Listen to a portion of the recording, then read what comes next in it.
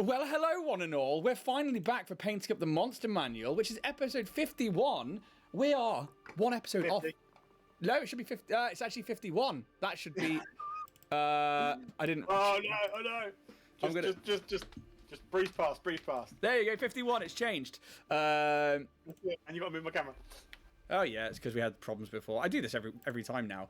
So we're like episode 51. Let's go, baby. Yeah, we're like one episode off what should be essentially a year's worth of content. Which is, I know we've been doing this longer than a year, and we've had to have breaks because either the internet goes down, or kids, and it's one of those things where it happens. And we're going to hopefully bring back some more content for you guys and get this on the road. But today we're going to be talking about the Chain Devil. This is a CR8 monster from the Monster Manual, and we'll get to that shortly, because I'm joined as always by my good friend Richard from Warrior Prince 3D. He's wearing an awesome t-shirt. Love it. Richard, who are Warrior Prince 3D? So, Warrior Prince 3D. I am Warrior Prince 3D, Richard. I am your one-stop shop for all your 3D printing needs. From all the little tabletop terrain pieces, miniature pieces and terrain pieces, 28mm and 32mm, because we are now offering both.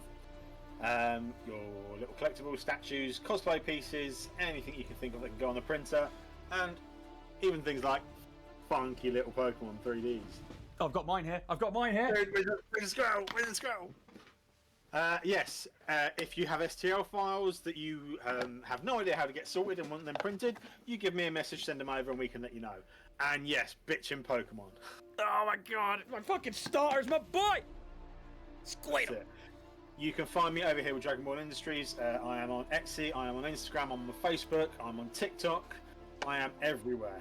He absolutely is everywhere. And we talk about the statues and the minis, and obviously we're starting to go through the things here, and oh my god, the things that you have at the moment that you've sent me today. Morning, Connor, how you doing? And yeah, I know I usually send over renders. I was going to say hello in Twitch chat, but my webpage seems to have frozen up. That's alright. I can tell you right now, we've got Connor, we've got Dibs. Hello there. Hello to folks in the Twitch chat. But yes, so I sent over today, instead of sending over renders, I've sent one render, but I wanted to show off obviously what prints do look like. So these are all printed by you, spray primed obviously by me, and photographed by Fear of Photography. Unfortunately, WhatsApp seems to have nuked some of the bloody quality of them. Well, unfortunately, because I've had to stretch the thing to fill up a gap. Let's see if we can. Always the fun way. Yeah. So well, WhatsApp nukes them anyway, so I should ideally email them over to you. So I mean, we could do it like that, and it might be a little bit better. But so yeah, we had was it the Balrog at the front? That is so cool. And I'm still dying to get the diorama of that done. Earthworm Jim was a nice recent fun one. Minsk and Boo. That's so badass. It's unreal. I love this thing from Parasite Collectibles, and I am a little bit in love with it. To a point of we've got photos that have to be done in 3 that will spread across the Instagram page. Oh, it's so cool. And Pyramid Head, classic. Proper classic. I love that as well. But just Richard obviously posts these images on his Instagram, which is at Warrior Prince 3D. 3D, and they are awesome. Actually, I'm going to go back to this before we go on to the Space Marine stuff. Yeah, do check them out, because his wife takes amazing pictures, and really, really still doesn't do him enough justice when it comes to how he, first of all, prints and then zeniths them. It's fucking incredible. But upcoming, boom.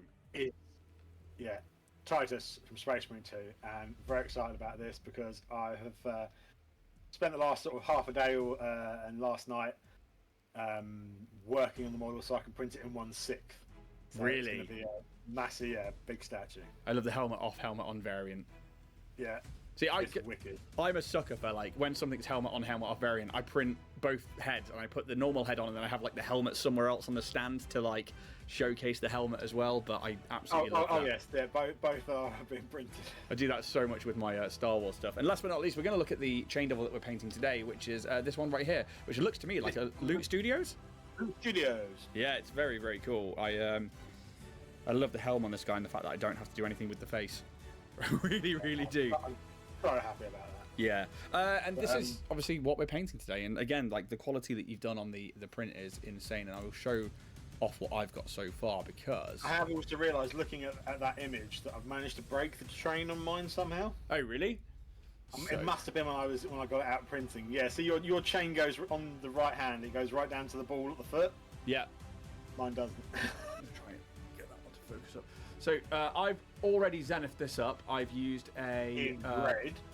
Exactly. I've used a black primer from underneath, and then I've used a red primer, actually that's close to a Doomball brown from the top.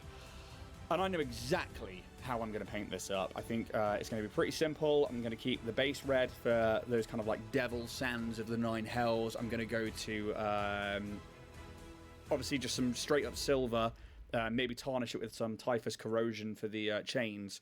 But I'm going to start with topaz skin, which is like a very reddish flesh tone, and that's going to be my only colour that I use. I'm going to dry brush that on, and then the rest is going to be the metal work. And then I think I'm going to shade underneath all of the chains with the airbrush. Yeah. Do you know what you're doing today for this? So I have been trying to give speed paints another go lately, and trying to work with them and utilise them a little bit better than I did at the beginning. So my attempt, I've got my War Paints matte black for the base rimming, pudding. I'm taking a burnished red and a poppy red. I'm going to do the burnished red in the darker shaded places and use the poppy red over the top. Nice. Got ashen stone and bony matter for the base. And I'm going to do the chains Talos bronze. Oh. Because I quite like the idea of bronze chains. I didn't like the idea of them being complete clean silver. No. So I thought I'd try go with bronze. What I might do afterwards is, because obviously on this bit you've got some metal plates as well as chains. Yes. I might add in a couple of dirtied silver bits, but see how I go first of all. Yeah, and I think that's exactly the same sort of thing in mind. So Dip says 99% of models I have, I have thousands, come from Warrior Prince 3D. Yeah, because they're fucking awesome. You guys might be painting a cool devil, but it's not as cool as the devil I'm painting at the moment, which also came from Richard. He is. He's painting the big devil. Hey, really? Yep. Nice. Yeah. A certain Mr. Boy. Fair enough. So I think that it's nice having a plan, I think, in my head for this one. And I think, again, I'm letting the Zenithal primer do the heavy lifting. Have you got a character ready to go? Shit, no I haven't. I'm going to give you a level 4. This is a CR8 creature. I'm going to cut the CR in half. I'm going to give you a level 4 because I think you get quite lucky with your random generated characters. But I don't want to give you too much leeway. I've been the last few I've been quite lucky on. Yeah, I think I've killed you a few times, but it's still like you've had a good character. Feel free if you want to jump into 2024. We need to start making that crossover anyway, so feel free if that's going to happen. And what's everybody else up to today? What you guys, it's been a while since we were back. I think me and Richard were talking about trying to maybe up the amount of shows that we do because we keep having schedule crossovers with kids and with internet problems and life in general. So we're going to, if we upped the amount of shows we did per week, would that be something that you guys would be interested in to try and speed our way through the monster manual? Because let's face it, we haven't got long until the next one comes out now. Really haven't. Yeah, it's Hellboy. Nice. Yeah, I think because I think I've got Jack going to MCM Comic Con this weekend specifically to pick me and Steph up a DMG from 2024. And I know that we're going to start running our live Lightwell show, by the way, for anybody who is in Cornwall. I'm going to be running a live D&D show at Happy Piranha on the first Friday of every month. The first showing is going to be I've got to bring up the calendar now because I did a post about it. It's the 1st of November is literally the first show. That's going to be in the event. I'm pretty sure it's a free event. You just have to turn up and head on in. And we're going to be playing from 7 o'clock till 10 o'clock, and it's a little homebrew campaign that I've written in a town that we've created for that venue. As I waffle while... Right, you are going to kill me quickly. Wait, what have you got? I've got Qual, the Turtle Rogue. Oh, shit. Oh, no, you could be all right. A standard AC of 17 on a Turtle. Yeah. That's not bad. I've got 12, 13, 13, 8, 13, 13. Yeah, all right, fair enough. Right, I need to bring up the Chain Devil stat block. So let's talk about the Chain Devil as a whole, because this is a CR8 creature. It is a medium fiend, lawful evil. They have an armor class of 60, and this is natural armor. So although they're covered in chains, they are more offensive than they are more protective. And I think for a CR8, if you were going to have a level 8 character party against that, that would be absolutely fine. Hit points, rules as written, 85. That's a lot of hit points. It is a lot of hit points. And if you went with rolling them, it's a potential of 10d8 plus 40. So we're looking at, could be 120 in total. Which is the first of the big three. Well, second of the big three, because you've got armor and hit points. So armor's okay. Hit points is up. But actually, I still don't think it's that high for CR8. I think that's quite low, realistically. But then we look at the damage dealing potential, because we have a multi-attack. There we go. So it makes 2 attacks with its chains. The first one is... well, it's got an ability that comes in after this anyway. So the chains, it's just a single attack, plus 8 to hit, reach of 10 foot, 1 target. It deals 2d6 plus 4 slashing damage, and the target is grappled. So it automatically grapples the target, and then there is an escape DC of DC 14. If the devil isn't already grappling a creature, until this grapple ends, the target is restrained and takes 7 or 2d6 piercing damage at the start of each of its turns. So it is chip damage. Now that is a problem, because that's where we're going to see like you going down to death saves and stuff like that really quickly, and without a party to help distract or help break that, that's going to be a problem. As for something else it's got, animate chains, which recharges after a short or a long rest. So this is a once a fight thing. Up to 4 chains the devil can see within 60 feet of it magically sprout razor-edged barbs and animate under the devil's control, provided that the chains aren't being worn or carried. Each animated chain is an object with an AC of 20 hit points, resistance to piercing damage, and immunity to psychic and thunder damage. When the devil uses a multi-attack on its turn, it can use each animated chain to make 1 additional chain attack. An animated chain can grapple 1 creature of its own, but can't make an attack while grappling. An animated chain reverts to its inanimate state if reduced to 0 hit points, or if the devil is incapacitated or dies. That ability makes for what I call a demi-lair, because you could have this in somewhere where it could be like a fisherman's hut where there's loads of chains around an anchor, or it could be chained up in an attic, like in Waterdeep, where literally in the attic of somebody's house is a child that they basically gave the soul to Asmodeus, and then quite literally like chained it up and left it up there, and it became a chain devil. There goes my compressor.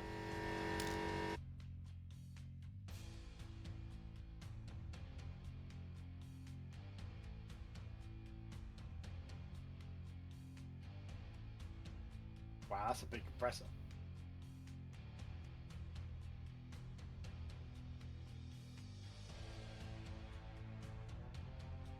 Five minutes later.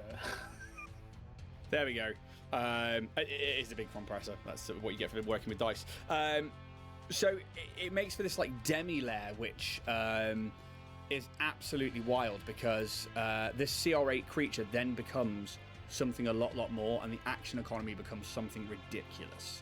It also has a reaction, which again is something we don't see that often with these kind of creatures. So Unnerving Mask. When a creature the devil can see starts its turn within 30 feet of the devil can create the illusion that it looks like one of the creature's departed loved ones or bitter enemies. If a creature can see the devil, it must succeed on a DC 14 Wiz save or be frightened until the start of its turn. So, yeah, I actually think that on top of like the standard devil things that you get, like high saves plus like resistance to your standard devil things, immunity to fire and poison, it's then just like, I don't think it's the armor class or the hit points that are the problem. It is literally that action economy.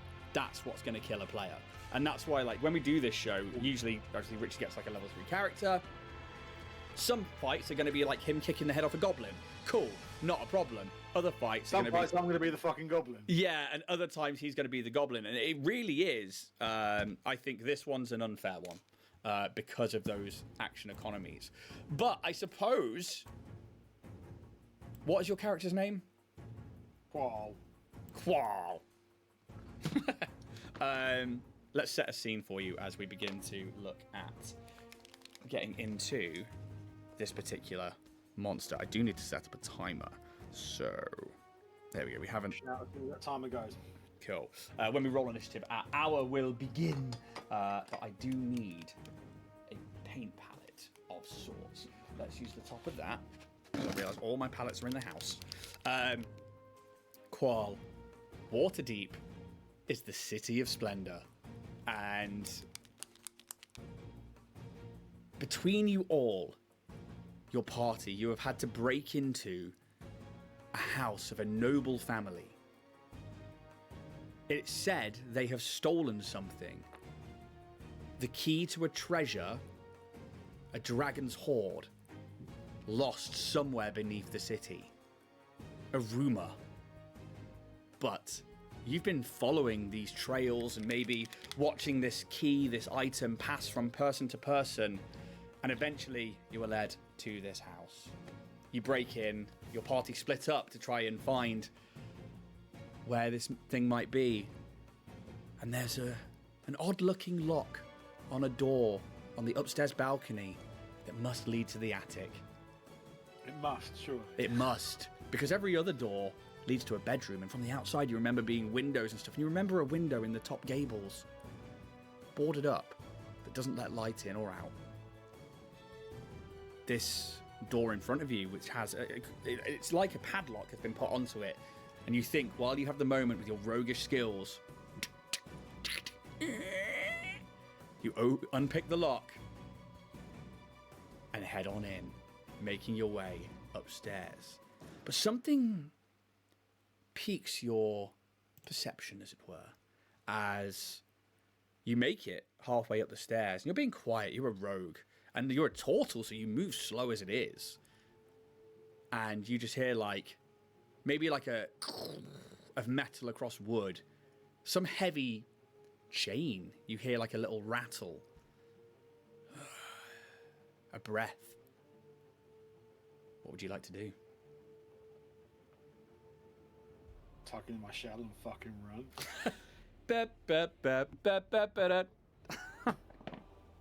I can actually do that. Yes, you can withdraw. Squirtle can use withdraw. Yeah.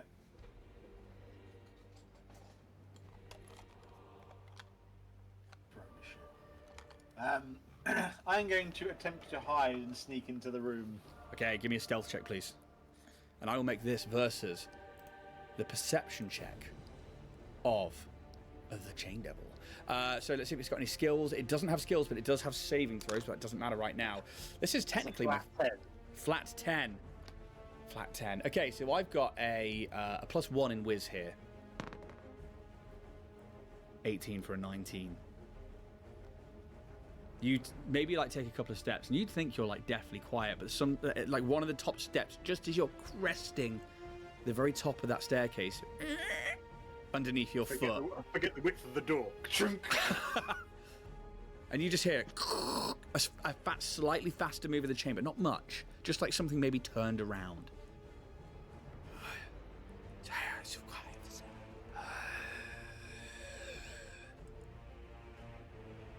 Anything else you'd like to do? Alright. Crying is a free action. Continue moving stealthily, trying to get to the on the outside of the room. I'm trying to see what's in this room. Okay, so you are at the precipice of the stairs right now. You could quite literally peek your head over that banister. That is literally what I'm going to do. Give me a perception check.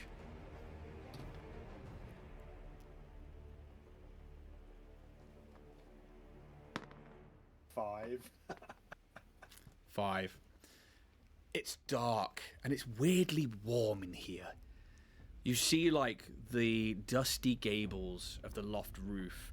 These pulled boards and straw installation have been you think for a minute they've been pulled down or fallen down with disarray, which is odd for a noble's house. But then you see these big slash marks across them.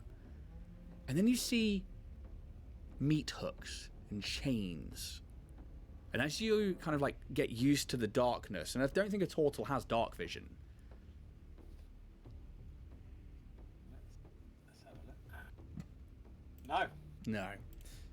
There's like a moment where like it's not completely dark in here, but like the small candle that's maybe on the on like a little table with like an empty platter of rotten food from God knows how long ago. And yeah, you just then start to hear the fast moving of chains from something in the distance, like a little red pinprick of this metal on wood as chains rush towards you in this moment. Unfortunately, it saw you and you did not see it. I am going to make an attack roll. This is going to be a surprise round. That is, oh my god, it's a nat fucking 20. Holy shit. If this was a campaign, I'd be having the best time. Okay. We could be getting a new record here. So not even in round 1. Yeah. Okay, so it's max damage, which is 2d6 plus 4, so that's 12, 16 plus 9 for 25 points of slashing damage. A roll. Oh, no. So I max damage and then I rolled on the thing there. So, yeah, 25 points of slashing damage. How much hit points have you got? I've got 36. Okay, cool. You are now grappled as, like, these chains all around your body. That's all it can do on its surprise round. I need you to roll initiative. The time begins. 5. Oh, dear. I didn't waste a nat 20, though, so that's good. So that is going to be... I've rolled a 14 with a dex modifier of +2. That is a 16 on... initiative for the Chain Devil, and this is a 5 for Qual. Okay, top of the round, you just hear this like as you are now pulled up the stairs, and like it's almost like making you turn as your shell rolls around the banister, and you are being wrapped up in these chains. Oh my god. Okay, so you are grappled by these chains, so it has advantage on the roll. Oh my god. As another attack comes in. Okay. First one's an 8, second one's a 19. That is 19 plus 8 to hit. Yep. You are going to take 9 points of slashing damage. Okay. 2 hit points left. That is it. However, it's your turn. As you are pulled 15 feet towards it. However, I'm restrained. Don't I take damage from that? So the target is grappled. If the devil isn't already grappling a creature, until the grapple ends, the target is restrained and takes 7 piercing damage at the start of each of its turns, or 2d6. Let's roll the 2d6. Ah! Almost max damage. That's 11 points of damage at the start of your turn. Ow. So now I need a death saving throw. Next turn. No, technically, oh no, it's the start of your turn, so it is next turn. Oh my god, you are quite right. The action economy, this is going to kill you. I'm now also prone, so he now crits me. If it hits, yeah. Oh my god. I'm not even started putting paint down on this yet. So I'm just going to start with the dry brush of the topaz before we go into the critting of this. And I'm just going to try and get those skin areas, because I really want this to be like a sunburnt, devilish skin. How are you doing? I'm trying to navigate these chains. I have also forgotten to put up the bloody picture of last week's, or last episode's, sorry, model. That's all right. Because Theora took some... Theora Photography, who does all my photos, because they're beautiful, check out her Instagram. She is beautiful.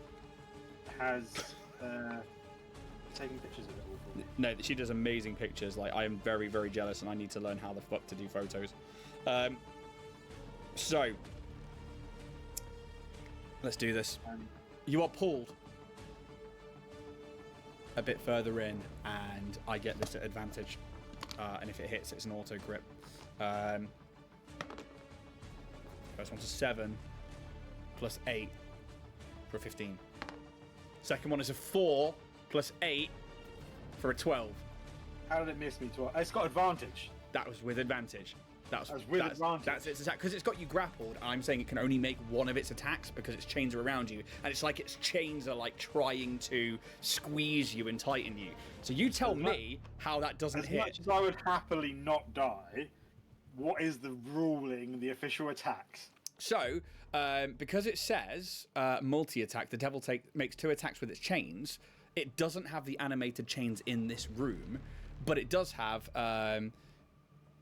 chain. So hit plus 8, reach 10 foot. Then the target is grappled. Yeah,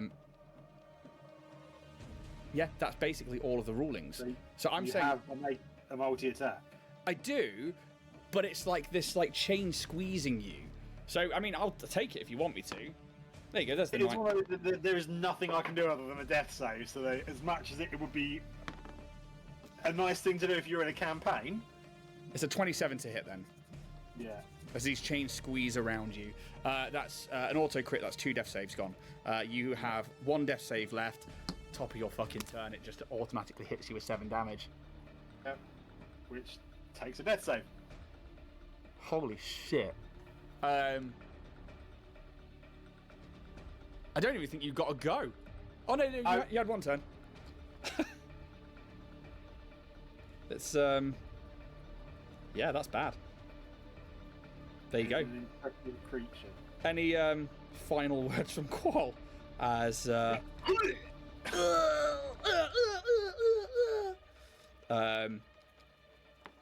maybe like the last final moments we just see like a very pretty, a very beautiful woman in a ball gown. Dragonborn. No, human. Just you like we'd see it like as the camera, like this like painted nails, very white hand, very pale, like touches the top of the banisters where you first like tried to peer over. As she like, you know, straight back, shoulders back, just walks upstairs. Darling, remember we need to be quiet. Oh, who's this now? And a smile with evil malice and intent behind it as her eyes narrow upon you. And that's where you black out. For those of you who haven't read the Waterdeep module book, fucking go check out that family. They are fucked up. And yeah, one of their children is a chain devil in the attic because they worship Asmodeus and they sold their child's soul to him. They are yeah, they're pretty fucked up. It's have you read the Waterdeep module? I haven't. No. The problem is I'm one of them where all my D&D time has been Homebrewed. my own campaign. Same. Homebrewed. So I've never read. I've never even tried to run out of a book. To be honest, the concept scares the shit out of me. I don't think I could do it. Yes, me too. And actually, I use the module books as a reference, and especially for shows like this, it works out great. And so somebody got me Waterdeep as a gift, like when I first started getting into D&D, and it was one of the only module books out for 5e at the time. And yeah, I just remember I like read it, and the way that the module book works is that essentially you roll to see what season you're playing in, so spring, summer, autumn, winter. And yeah, spoiler alert, absolutely. Like, hey, actually, chat. Hey, how you doing? I realise I've got D&D Beyond open over the top of this. So, Div says, boom. Hey, Dak, how you doing? Hey, Abs. Was Qual an ancestor of Quark? No. Spoiler alert. Yes, Abs and Dak, you are completely right. I'm going to quickly talk about Waterdeep. But I think that most people playing it would know, or most people running it. But, so you choose which season you are going to play in by rolling a d4, and it selects that, or you can just straight up choose it. And depending on the season that you choose, determines which of these 4 antagonists is the main antagonist, or the one that you are going to be doing as the main bad guy for your story, or the one that intercedes with the characters the most. And it's one of these module books where actually 3 out of 4 of them, they don't necessarily kill you if you get in their way. They just find you a nuisance, and they're like, oh, we'll knock them out and throw them out in the alleyway, and people will think they're crazy and stuff like that. And it's quite forgiving for stuff like that. But then you dive into like a bit further in, and there's things like, this noble family who are trying to pay off a debt, so need the dragon's hoard, this 500,000 dragons, so like 500,000 in gold that's somewhere in the city, and they're like, we would like to pay off the debt to Asmodeus. The other one's Xanathar the Beholder, who runs an unofficial guild under the city. Manshoon, who is a dark wizard, a very, very, very evil dark wizard. And then there is Jarlaxle Dunray, who has adventured with Drustro Erden, and part of that kind of group, and he's this like drow pirate who basically has like a submersible vehicle underneath the harbour of Waterdeep, and it's very like James Bond, and depending on which one you go for kind of determines which how the story goes and how it ends, and like you can interchange like which bad guys are the ones that are the problem if you think it doesn't fit with your current party and stuff. It's actually a really good module when you read through it, but it's really good for giving.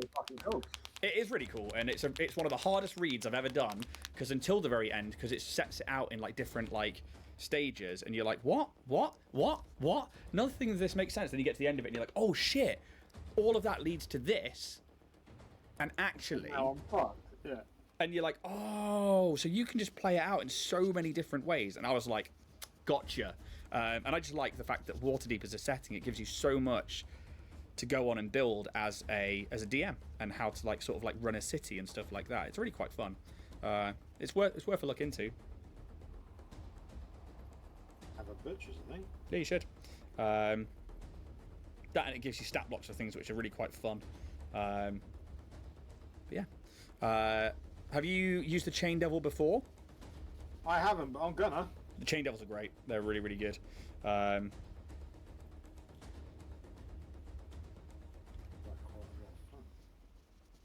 They are.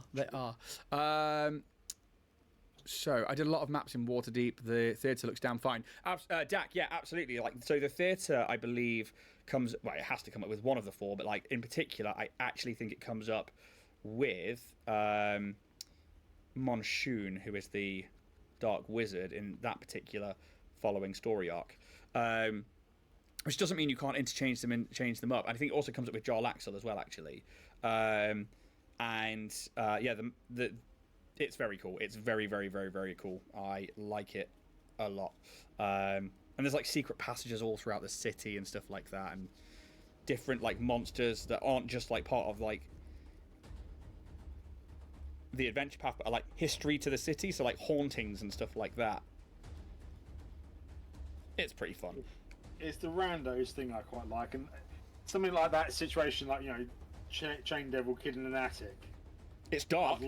I'd love to do that to doing like a city thing, and you know, a rogue happens to be off looting for the night, breaks into the wrong manor, sort of thing. Yeah. But so and that is exactly it. Abson says, I'm going to run it one day, but it does represent everything I hate about modern campaign designs, especially Forgotten Realms. Yeah, I get that. Dibs, Pastor, you mentioned Xanathar as being a beholder. I've read that he's actually an observer. What's the difference? No, Xanathar's a beholder. Xanathar is a beholder. The difference between a beholder and an observer is different eye stalks. So we've done a spectator, and we've done a spectator. So I think that might be it. Yeah, and then there's a smaller one. I don't think that's called an observer, though, is it? It's like a really small grapefruit style. It might be the other name for a spectator, because obviously spectator observer is a.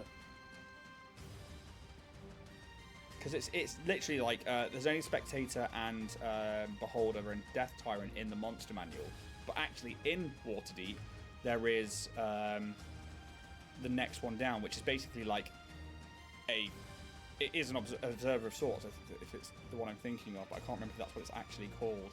Find a PDF of it, because actually it's really, really good. So they're these tiny little ones that Xanathar uses as like stealthy sentries that follow the party around. It's pretty fun.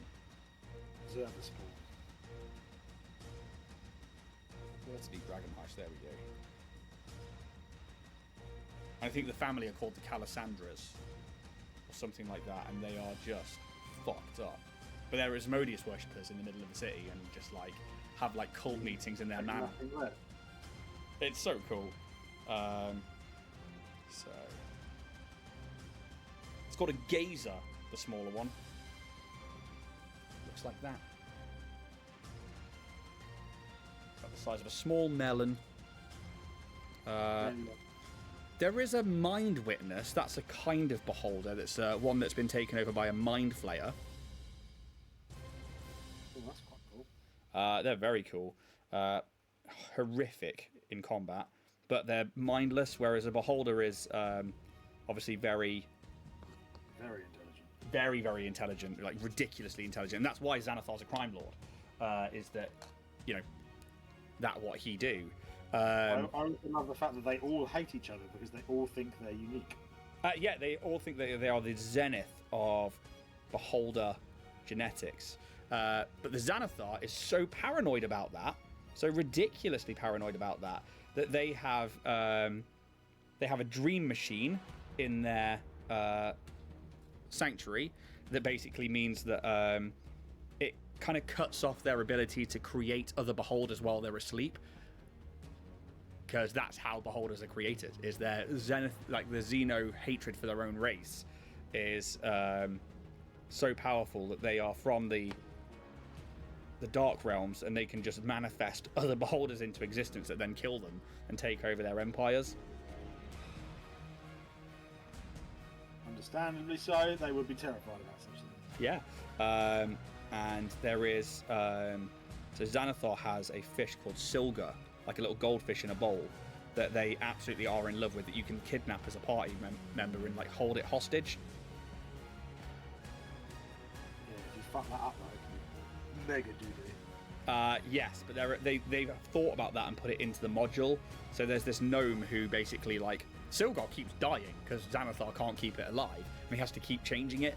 So like you basically have it over this gnome that like you could use that as a way to like get away with it. It's a good module. I really like it.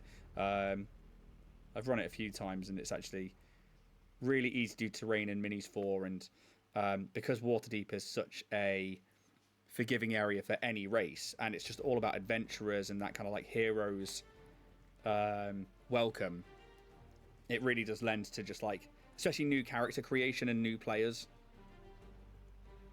And I think for older players or veteran players, it allows them to be a bit more silly. Okay. One day I'll run it for you, Richard. I'll be up for that. I'll, It's one of those things. It's like Baldur's Gate, Waterdeep. I've played in the cities, but only ever in video game. Yeah. I don't know if you remember the old Baldur's Gate Dark Alliance for the PlayStation. Yeah, I remember. I loved them. Because Xanathar's in that, I think. Probably is, yeah. He's also in Neverwinter Nights. Yeah. Dibs, Chain Devil in an Attic sounds like a title of a Guillermo del Toro movie. Yeah, it does. It also sounds like a band. The only thing I've noticed when searching pics for reference is shorter eye stalks and smaller teeth.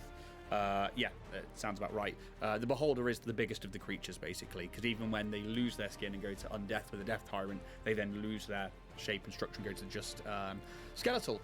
The problem I have when people speak lore, I always think that's wrong. Yeah, that's because I have first ed lore in my head with fifth. Yeah, exactly. Pos fourth, they changed the lore, so new players. Exactly that, because when we look at, I mentioned like Jolax or Banray having been on adventure with Dristrow Erden, they never referenced that in the 5e. But obviously, like the whole Drist book series, Jolaxor's part of that. I'm pretty sure he is. And it has a different lore to yours. Yeah, but that's kind of all part of it. They do change it up, and they make, it's like Star Wars. They make some things canon, they make some things not. They just change it to fit the editions they need. I've still got the first edition monster manuals. Nice. The big white folders with the pull-out sheets. Yeah, that's very cool. And ghosts are awfully deadly. Yeah, and that's the other thing is actually I don't find 5e stuff all that deadly. I know that we, kill you a lot on this show, but that's because you're one single character against a fucking monster, and it's action economy.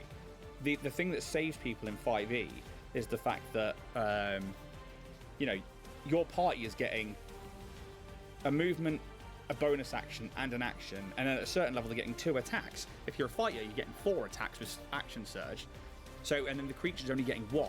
So you're just wailing on something, and then it's getting 1 go. It's maybe got an ability, and that's it. But yeah, I think like when it's 1-on-1, it is a lot more deadly.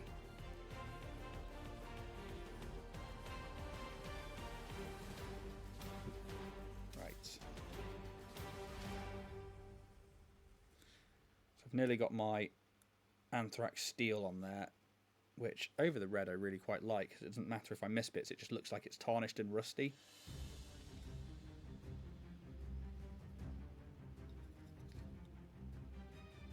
How are you getting on with yours? Yeah, all right, actually. I went for the darker red, the burnished red over the flesh. It does look quite dark on that. Then, if there's time, I will add light highlights to it, but obviously the speed paint has done what it does. Work, reading and whatnot. We've still got 40 minutes. Got plenty of time. That is it. So have you got anything upcoming and new on the horizon for Dragonborn Industries? Yes, so much. So that's mine so far. That's, you know, with the Zenith 2 paints. So we're going to tarnish the shit out of that. Yeah, God. So we've just recorded the first 4 or 5 interviews for a Cornish-based interview series called What's on Cornwall, which it's just a famous saying down here for so many different people that make content. But it's kind of like an expose on different nerd things down here, because everything down here is so disjointed in terms of placement. Like, you have to travel, like, I have to travel 8 miles to get into Truro, which is where my friendly local game store is. If I didn't have a car, you couldn't get there. What? Or it's a 2-hour bus ride, and that bus ride is once every 4 hours. It's absolutely a joke. The public transport down here is shocking. The trains aren't too bad, but still, you have to get from, like, Falmouth to Truro, and, like, you have to, like, take these quite longer journeys to do so. So what I wanted to do was to go, right, okay, so what is on in Cornwall? What's worth travelling for? And trying to get people to come on the show and say, look, we do have a LARP group. I didn't know about this till recently, but there is quite literally a LARP group like 2 miles down the road from me that practice regularly. We have a Renaissance fair. We have this shop. If you want to get into wargaming, come see Tags Gaming. They now work in Happy Piranha, and Truro is the most accessible place. You know, they will teach you any war game you want to learn, because most of the people there have access to it or know something about it, because they are proper nerds, but they are also the most welcoming people in the world. We've met with a lady called the Selkie Grotto, Siobhan. She does D&D inspired crochet patterns that you can buy, but she's also just been commissioned for a book which is coming out in August next year. So she is a professional author doing stuff like crocheting patterns with D&D characters and having backstories and stuff, which is completely awesome. And yeah, so we've got this interview series which is coming out relatively soon. I've got a few more to do, and then I'm going to start scheduling them, so I'll do posts about that. There's going to be new dice sets for new system coming to the store in the next sort of 3-4 months, because we're working on several different commissions at the moment. We've got the first anniversary of Starfinder coming up. That's been a year. Yeah. So on November the 22nd, I think, is our first birthday. We're going to say 25th, actually, because it was 22nd that we aired, but that's a Friday this time. So we're not going to jump the gun on the 18th, but we're going to say that the 25th is our 1-year anniversary. So we're going to do something special for that. We've got a new show starting on a Thursday night called Blood Punk. This is a 5e system. We're going Legacy, not 2024, because that's what the supplement was written for. Jack's going to run that, who plays Kaz on the Starfinder show. And this is gore vampires. Very, very steampunk meets vampire world. It is absolutely brutal. I get to be a player, and Jack is a phenomenal dungeon master. I've played in his campaigns before. We've got a Halloween one-shot, which we are recording this weekend which is going to come out live on Twitch on Halloween, and then we'll put it up onto YouTube as well shortly afterwards. So do make sure, if you aren't doing anything on Halloween Eve, come check us out on Twitch, because we've got a show coming up, and we're starting to record our Christmas content now. So I've been a busy boy. Just a little bit. On top of that, we have been working with Happy Piranha Truro to try and bring D&D intro sessions to people. And there's also a Gals and Pals night, which is being run by Steph. That's not necessarily a Dragonborn Industries thing, but that is something Steph's doing, and with her being part of the shows, I definitely want to promote that, because it's all about having female-fronted people being able to play these games in a safe space. And so she runs those there, and you can go play along with Steph. And if you are female and want to take part and you're wearing Cornwall, please do. But we are also doing a live show. We are quite literally on the 1st of November, the Friday, we have Lightwell, which is a town that Steph, Jack, and I have written together.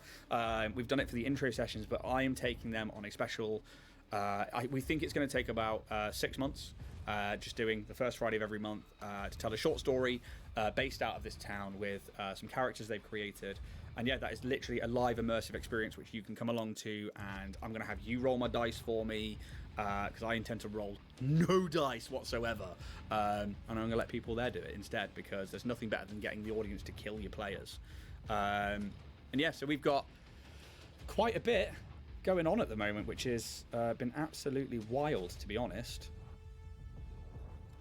How about Warrior?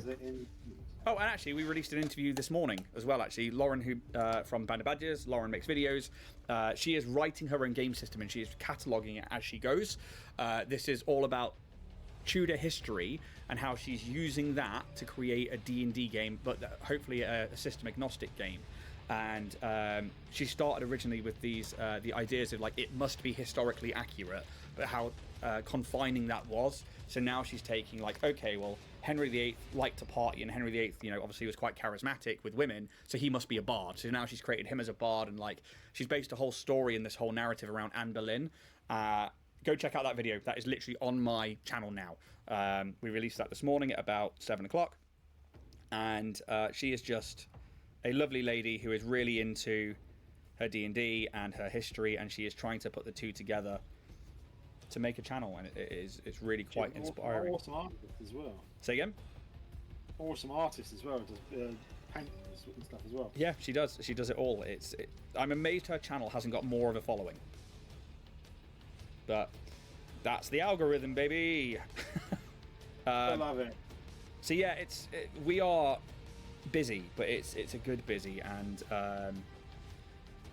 yeah, I'm really enjoying it at the moment. It's stressful, but in a good way, kind of thing, and it's nice to be so active.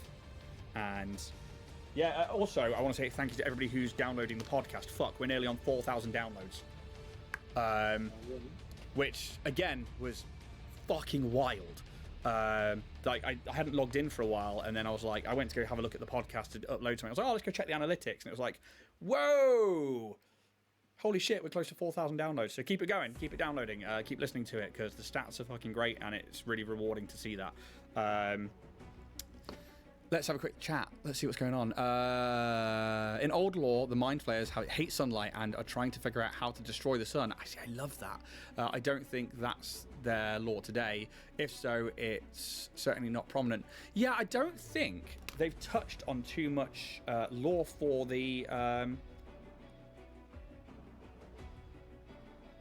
that I know of, especially for the Mind Flayers. Have you seen any lore for the Mind Flayers that talks about the sunlight? No, I haven't. No, neither have I, actually. Dear Wizards of the Coast, what happening? I live near Blackpool, and the transport is the same here. It's faster to cycle 10 miles to see my bro than to get the bus or train, and I'm not fast on my bike anymore. Yeah, Blackpool's fucking awful for it. I've been a long time since I've been there, and I'm amazed they haven't changed it. But it is transport and trying to get people about, and just we have such a diverse amount of neurodivergence and mental health issues within these systems, because this is, you know, escapism for so many people. Like, a lot of people with mental health issues come to tabletop, to get away from it all.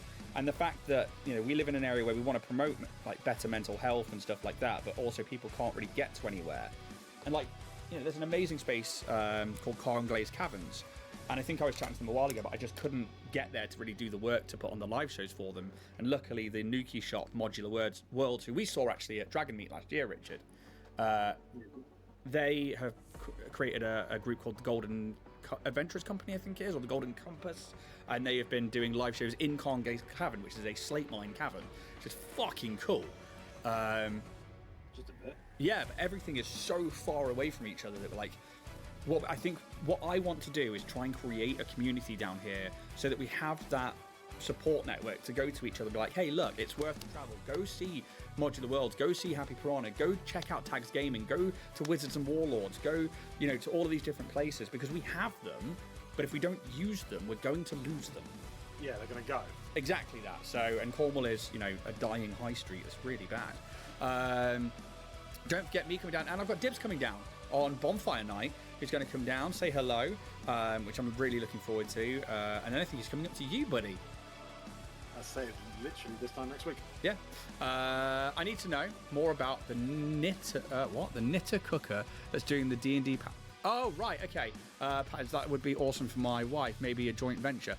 So her name is currently on social medias, the Cornish Selkie, all one word. They are currently going to be changing that to the Selkie Grotto, and the book that they're releasing is going to be out next year in August, called Hooks and Heroes. And that interview will be coming out in the next couple of weeks. But I'll chat to Siobhan, and Dib says 2 weeks today for you, Beardy. 2 weeks even. Right. I am going to grab my airbrush, and we are going to start throwing some shade. Pun intended. Right. There it is, sepia. So this is my De La Rowney sepia acrylic ink. This stuff through an airbrush is fucking transparent. It's great. I absolutely love it. And it makes for fucking awesome shading. So that's the best way. What about Warrior Prince 3D? Is there anything going on for you coming up? Or are you getting towards Christmas and you're like, you know what, take it easy? I am gearing up for Christmas, trying to get bits and pieces sorted with bundle offers and gift pack ideas, sort of thing. Yeah. We've got a couple of events coming up, and we are. Well, I've just done basically a run of Pokemon cards for the events, and to start off with the Christmas gifts and bits and pieces. We are also looking into, because we got 2 new merchant licenses. I say 2 new. 1 new merchant license, which is Rescale Miniatures, and an older merchant license, which I haven't got up on the Etsy store yet, which is Flesh of Gods. Ooh. Which I'm working on getting sorted and up on the Etsy store, and getting a lot more visibility around what can be ordered and what can go. And we're also working on getting a separate shop set up, so that I've actually got a web page and a shop where people can go off of Etsy. So, actually, Richard, that's something I was going to chat to you about, and it's something that's come up a few times in the interviews, is about Etsy, and how, obviously, like, the fees and stuff like that are an issue for a lot of people, but actually, one of the best things that it is a search engine. It's because so many people use it. It's such a good place to have visibility, but they fucking know it. Yeah. Yeah, exactly that, and it's an interesting one because people keep asking me why I wasn't on Etsy, and I was like, well, I've got my own website, and actually, I'm very fortunate that I don't need to like push loads of sales and stuff like that, and I'm very happy to keep it within my own brand and everything. But yeah, it's I can't fathom the minefield that is Etsy. It's very, very strange to me. It's somewhat of an abysmal one. Yeah, it just seems very, very strange. And what looks like a double-edged sword to me, it looks like it can be something so very, very good for your business, but also so very crippling for it. Well, it's one of those things. It can be great, and it's introduced me to a lot of great customers and a lot of new friends and brothers and sisters. Brothers! So it is one of those things. It's like you said, it's a double-edged sword. So will you keep your Etsy store, or are you just going to go straight to? I will keep my Etsy store, and I will reduce down my listings and have a thing set up to direct people away from it to the other store. I think that's probably a very wise thing to do. Oh, I look. So have you started work on that then? Yeah. So I started basically getting like a portal through, because I use SumUp for my online payments and for invoices. Yep. You can also have a store set up via that. Yep. And I'm also looking into my own individual website, which a friend of mine is working on for me at the moment. Oh, nice. And sort of going from there and seeing what can be sorted that way. Yep. I think that and then hopefully also act as like a better platform, because I wouldn't mind trying to set up like a mailing system as well, so I can email out updates, actually have people, get exclusive discounts, people that want to actually find out more about Warrior Prince, and my friends and affiliates. Yeah, I think that is a very sensible way of doing it. So I am now retaking that same topaz skin, and I'm just doing some extra highlights onto the top of muscles, kneecaps, anywhere where the light would be hitting. I don't need it to be anything too much, because I'm actually going to do this, then I'm going to go back in with that airbrush again, and I'm going to be adding in some more contrast shading to that. How are we for time? You've still got 25 minutes, bud.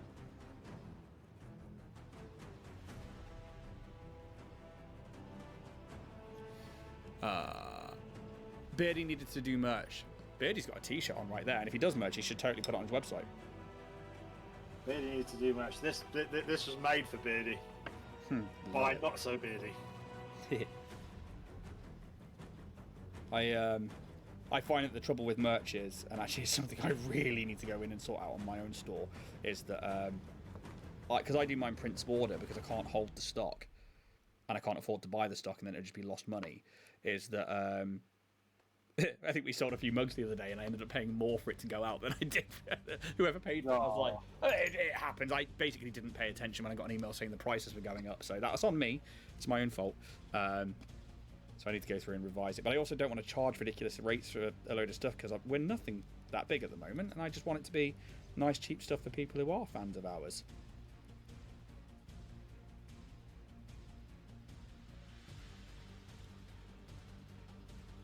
Also, like, if I wouldn't pay the price for something, I'm not going to charge somebody else for it. Yeah, it's always that age-old thing of Widdy. Yeah. Would I buy that? Yeah. And I think, yeah, that's for anybody who's watching that might be setting up their own shops and stuff. Yeah, that's the rules. What would you pay for that? Is it worth your time? And are you underselling yourself? Okay.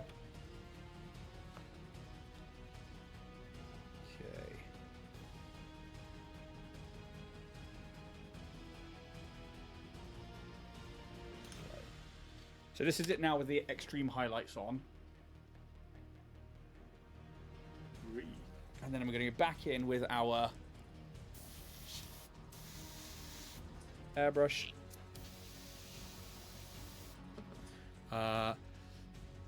Dibs, I'm not growing another beard. Last 2 times I ended up in hospital and they thought I was Santa. That's quite funny. It's like Santa?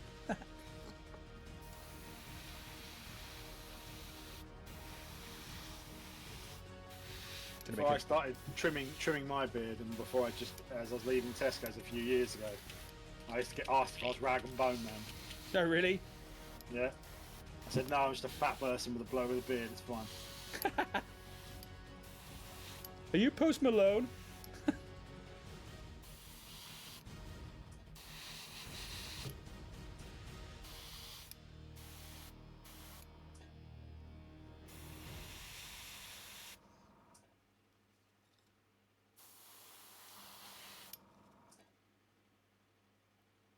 Okay, I actually don't think I'm far away from being done here. I am currently rimming as we speak. Ooh. Hello, herbalist. How you doing, Kim?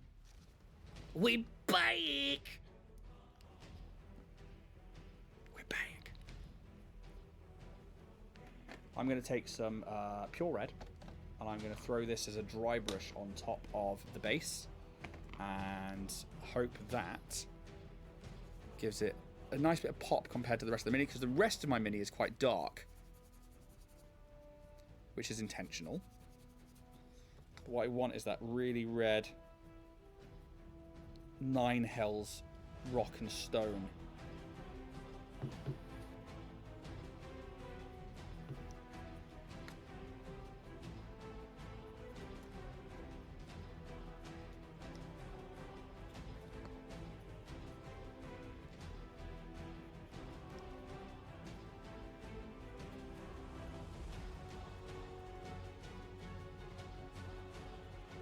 Oh, Dibs, you've sent me some photos. I'll have a look at those in a minute.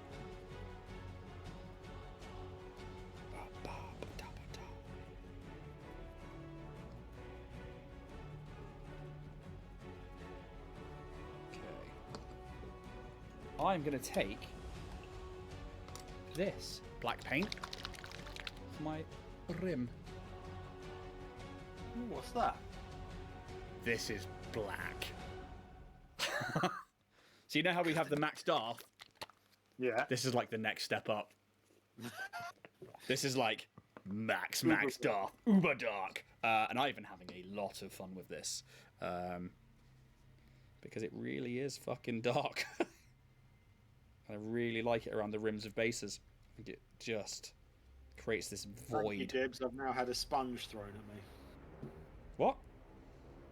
Dibs messaged my wife to throw a Nerf dart at me. Oh.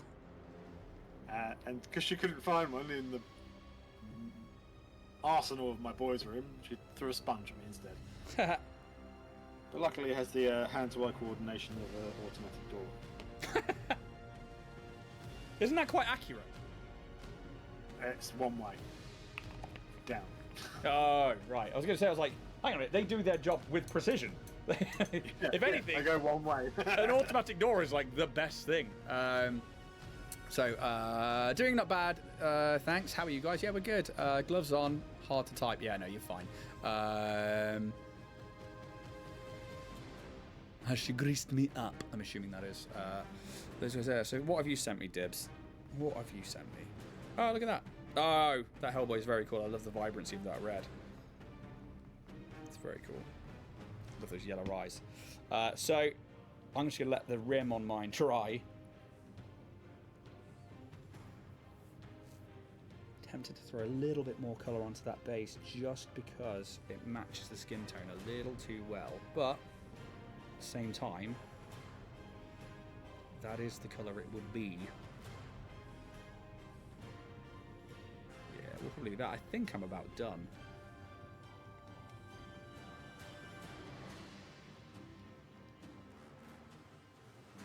A dry rim can be a bit sore. That's the point of the rim, isn't it?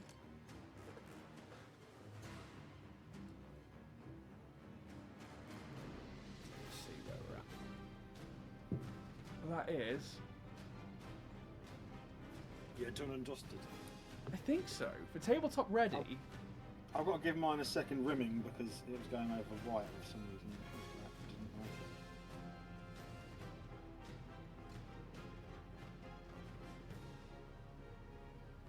it. That is looking awfully dashing. Yeah, I'm all right with that. I think that is a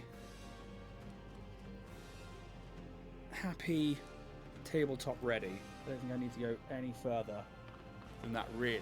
I could do. We've got 17 minutes, but I don't think I necessarily need to. And this is one of those times where I, would do my normal, well, I'll tell you what, I'll just do this as well then. Just take it back to basics and rip everything out. Yeah, exactly. It's like, I could just highlight that and do this and put some gold on those chains. But, no, I want it to be grimy. I want it to be horrible. I want the devils to be this, burnt but greasy skin. I want that, grime to the chains. Because I think that makes it all that much... It makes the tetanus worse, really. That's it. So I think I am happy with that for an hour. Not even that, for 45 minutes, realistically. Might add a little bit of bronze to the lock on the front of their chest. Only as a small kiss with a thin brush.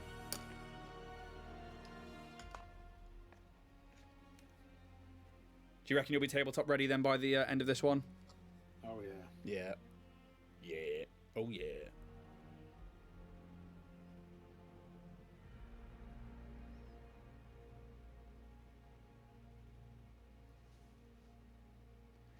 So I'm just going to touch that with the bronze, and I'm going to use a finger wipe to take away a lot of that. Do what to do? That's right. I'm going to finger touch this devil.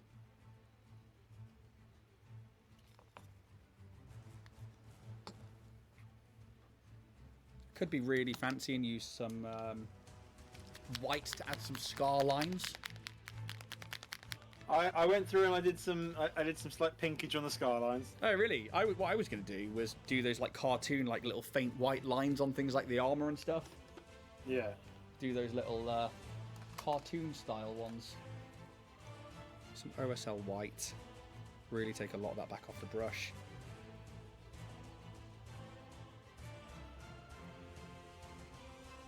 Keep crosses on.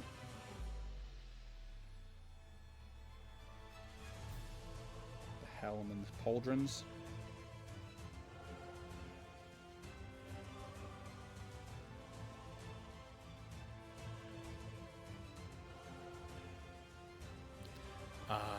Nope, that's me on the chat. This is my Autobot.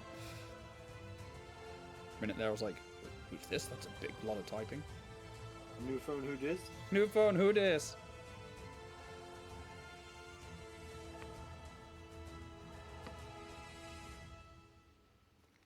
This is nice. I've not sat down and painted for a while, so this is really lovely. The last time I sat down and painted, and it was it ended up being that Bulbasaur because it was an ADHD bloody spike of thing of a customer going, you know, do you do these painting? And I was like, I don't know if I can paint them. Yeah, it might be possible. And then I was like, is it possible? Can I do it? Let's go. I am terrified of painting mine. It was scary as fuck, I'm not going to lie.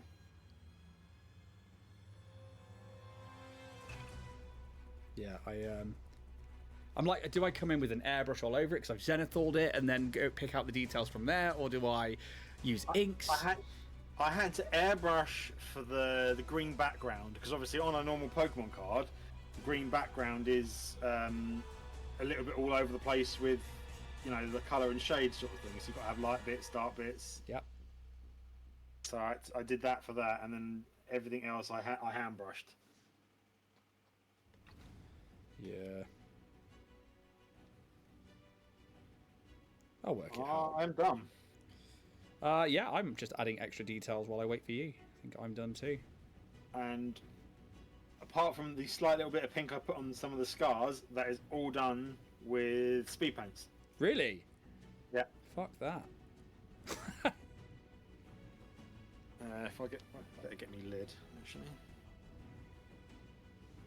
And white background left of it. Okay, let's have a look. There. Oh, I like that. I like the difference between the gold and the dark bits of the chain and stuff. It's very cool. It's supposed to be bronze. It's very Spartan. Talus bronze. So mine is, I've just added a few little like white scratch marks to Yeah.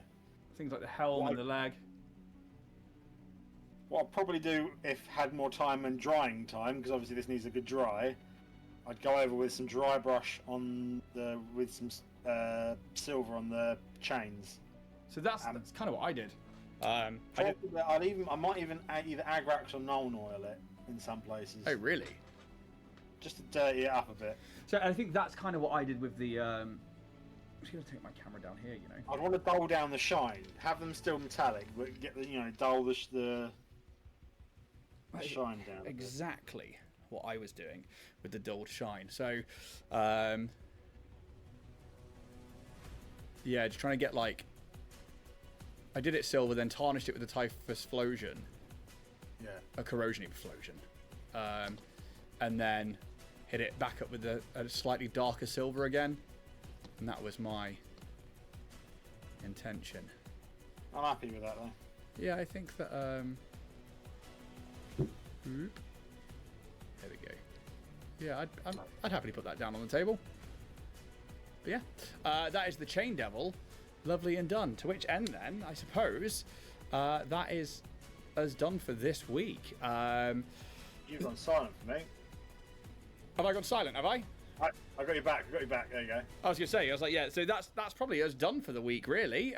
Which is two very very readily made Chain Devils tabletop ready. We've still got 11 minutes to go. So yeah, Chain Devils definitely doable in the hour. Thank you to everyone. Talk about what we've got next time then. Yeah, which is actually, is it the Ice Devil next, or is it the Irenice? Let's have a quick look. Let's have a quick gander. A propaganda. A propaganda. There's propaganda next week's Ganderful. Gandering. Oh, actually, so it's the Irenice next. So, for those of you who haven't seen an Irenice before, whoop.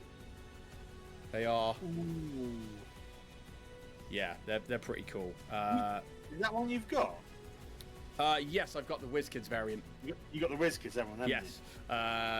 So we're going to be painting up the Irenice next, and yeah, thank you to everyone. Remember to print that. Yes, you do need to. Dib says they look sweet, and Absalom also says they look awesome. Thank you, guys. We're going to disappear. We're going to go have a little chat behind the scenes. Thank you so much for coming and hanging out with us again. Hopefully going to bring out some more shows for you and get painting through this monster manual a bit more. Uberly.